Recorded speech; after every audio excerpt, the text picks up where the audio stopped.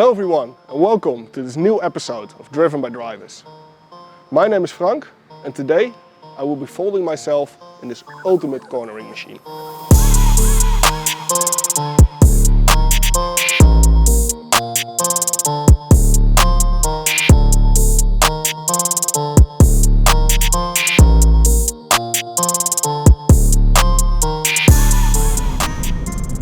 I think we all have our guilty pleasures, and for me, car-wise, that's very small GTI cars.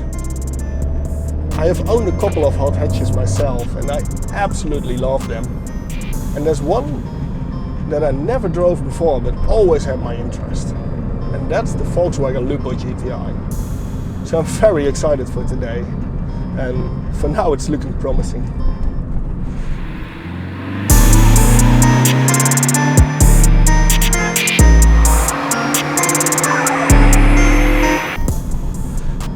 So first, a little bit of history. We all know the first Golf GTI was a true icon, and as its success kept growing, so did its size. It became so good that it kind of killed itself, so Volkswagen needed a new small GTI car, and so Matt German came up with the idea to give the Lupo a Polo GTI engine. Give it a sporty suspension and add some fancy GTI stuff. Just imagine yourself being in that meeting and someone coming up with this idea. I wonder if he kept a straight face presenting that idea, because it's kind of bonkers. And I wonder if he still dared to present this idea if the founder of Volkswagen would have been in that meeting. Nevertheless, it's a great decision to actually create this. And if you ask me, place a wheel on every corner, add some power, and it's success guaranteed for a GTI, right?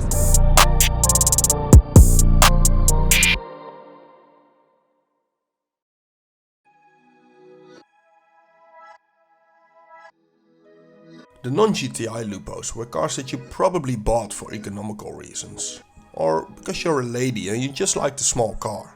They were efficient, practical, and not really a petrolhead's dream.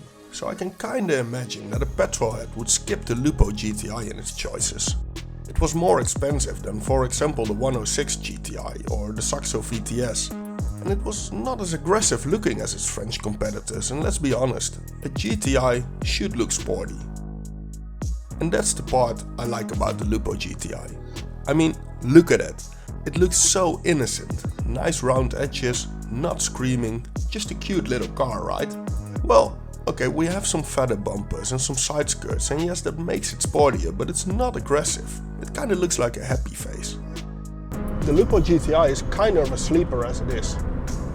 You just don't expect a Lupo to be a GTI. Get on a nice B road and nobody expects the Lupo to corner as it does. It's proper good fun. You surprise everybody in this thing. I bet you can actually outrace a BMW 5 Series if you get on some nice curvy roads in, for example, the Alps. Just because it's so light and agile. And since this car only weighs 950 kilograms, it means you don't need a big lumpy engine. In front of me is a simple 1.6 16-valve engine delivering 125 brake horsepower and 152 newton meters of torque. It gets this car from 0 to 100 in 8.2 seconds, and it can make you do 205 kilometers an hour, and that's not bad for such a small engine, right? And even better to know, because this Lupo is having a relatively small engine, there's not a lot of unnecessary weight on the front wheels, and that adds so much fun to the driving experience. The driving absolutely nails the GTI feeling. It truly makes you feel like a boy racer again. And that's what a car like this should do. It should keep inviting you. You don't want a dull GTI, you want a GTI that shoots adrenaline, and you want your boy's racer spot to give a little tickle every time you drive, right? And this Lupo absolutely has that feeling. The feeling you get from this Lupo is the reason why petrolheads love cars. This is a car you need to drive day in and day out. And because it's so small, it's actually pretty economical. You can actually use it as a daily driver without going bankrupt and still drive a GTI. But you also need some comfort in a daily driver, right? I have to say, for a car with this pure and basic driver's feeling, the equipment is better than you would expect. The basic options are there, like central locking, electric adjustable mirrors, adjustable seats, but that is what I kinda expect from every Volkswagen GTI in this era. What surprised me more is that there is air conditioning and the car has pretty nice audio. And look at this, I have heated leather seats. I mean, how awesome is that in a small car like this? But best of all, this car has a sunroof. And all these options make it pretty usable for daily driving. And that's what you should do in a car like this.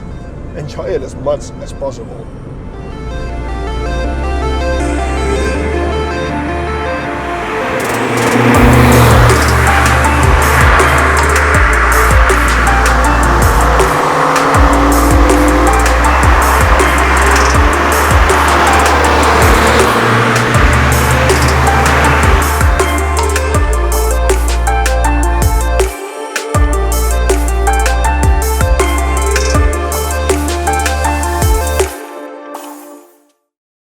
Now the girl who owns this car added some nice modifications to it. And I have to say, she has some pretty good taste. For example, the wheels make this car stand out like it deserves to, and the tinted windows blend in really nice with the grey. She fitted the matching size Volkswagen mirrors, and there is an aftermarket intake on it. Pretty subtle modifications, but it just works. This car also had a full respray, and because it's back to its original grey, it's still pretty subtle. In the painting process, these calipers were restored as well. But what she also did was fit this clean tailgate with a Golf 6 handle to open it. And that just shows the attention to detail in this car. I think the nicest is that she kept the originality of this car, and that is something I can appreciate a lot. I would not call this car modified. I would say it's more kind of personalized. It's absolutely not overdone. And I can appreciate that a lot more than fully customized cars. And since I want to respect this car, I don't want to drive it flat out. But I took Wouter for a little drive, and we both agreed that it feels exactly like the Golf 2 GTI and Peugeot 205 GTI we drove like madmen back in the days. We always wanted to take them to the Nordschleife, but never did.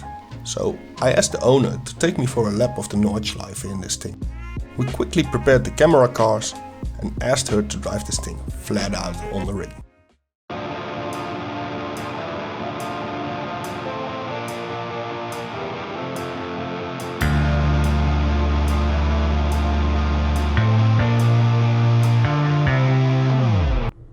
Yeah, she refused.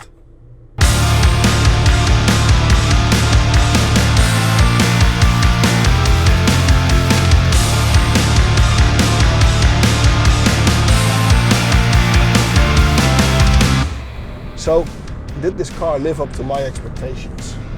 Absolutely. I enjoyed every second I drove in it. And it made me relive the times that I had my own hot hatches. This car is simply brilliant, and I don't get why it hasn't been sold more.